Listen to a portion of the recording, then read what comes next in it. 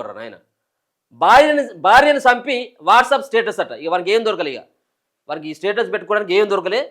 ఇక వాళ్ళు భార్యను చంపి వాడు వాట్సాప్ స్టేటస్ పెట్టుకున్నాడట. ఎదుడు అనంతరం భర్త సైతం చచ్చిపోయినట్టు. వాడు కూడా జయశంకర్ భూపాలపల్లి జిల్లాలో విషాదం.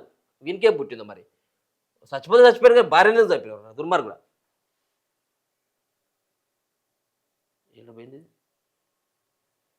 చూద్దాం. ఈ భూపాలపల్లి కాడ జరిగిందట.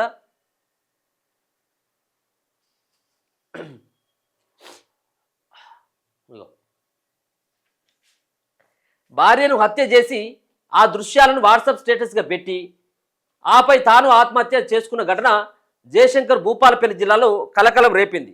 స్థానికులు తెలిపినటువంటి వివరాల ప్రకారం గణపురం మండలం సీతారాంపురం గ్రామానికి చెందిన బాలాజీ రామచారి మొదటి భార్య చచ్చిపోయిందట. ఆమె దీంతో సంధ్యను రెండో పెళ్లి చేసుకున్నాడు.